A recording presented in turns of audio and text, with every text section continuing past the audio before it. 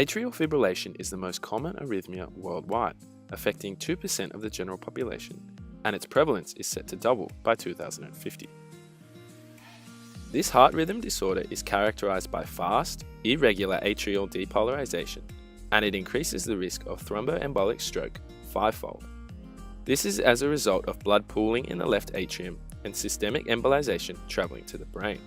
So, anticoagulation is recommended for stroke prevention for intermediate risk and high risk patients. Apixaban, sold under the trade name Eliquis, is a novel or direct oral anticoagulant approved for the prevention of stroke and systemic embolism in patients with non-valvular atrial fibrillation. When blood begins to clot, the enzyme thrombin is formed, which releases fibrinogen, which is converted to fibrin, then binds blood cells called platelets together, resulting in a clot. Apixaban is a small molecule that reversibly inhibits free and clot-bound factor Xa, inhibiting thrombin, therefore preventing the risk of clot formation and stroke. Apixaban is rapidly absorbed, reaching peak plasma concentrations 1 to 3 hours after administration. It has 50 to 66% bioavailability, a 12-hour half-life requiring a twice-daily dose regimen, and a steady state is reached by day 3. Apixaban is metabolized by the CYP3A4 enzyme in the liver, and due to 25% renal excretion, annual monitoring of renal function is recommended.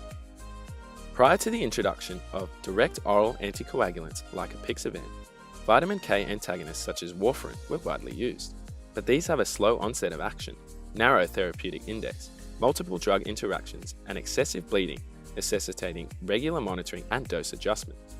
The need for a drug with a more rapid onset, more predictable pharmacokinetics, and limited monitoring was established as a need in clinical research.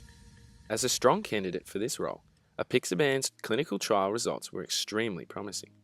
A double-blind study back in 2011 reported a significant reduction in stroke and systemic embolism risk among 5,599 patients that were unsuitable for vitamin K antagonist treatment.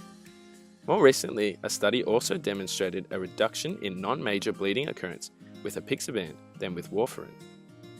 Even more recently, a comprehensive systematic meta-analysis published in BMJ during late 2017 compared efficacy, safety, and cost-effectiveness of 5 different oral anticoagulants to warfarin in 23 different randomized trials involving a total number of 94,656 patients.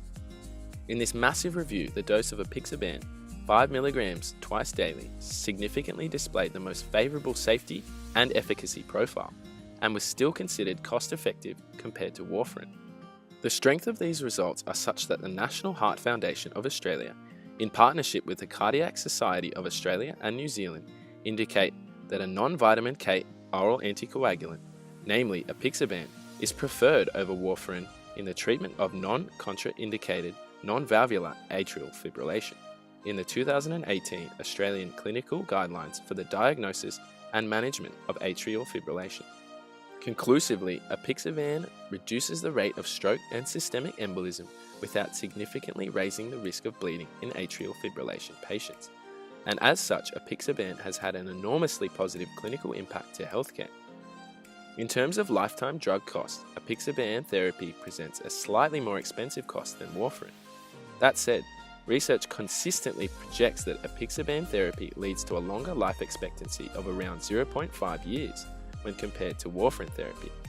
Moreover, apixaban presents a gain of anywhere from 0.28 to 0.40 quality-adjusted life years. Accounting for apixaban's superior safety and efficacy profile presents a reduction in hospitalization costs and therefore a reduction in overall public health burden. Further data demonstrating the enormously positive clinical impact of the implementation of apixaban will become available in the ensuing years. No drug is without adverse effects. However, apixabans are still considered less severe than warfarins. Apixaban has a non-fatal bleeding risk of 18.9% in comparison to warfarin, which has 24% risk. Other adverse effects associated with apixaban include loss of balance, allergic reactions, headache, muscle pain and weakness, and joint pain.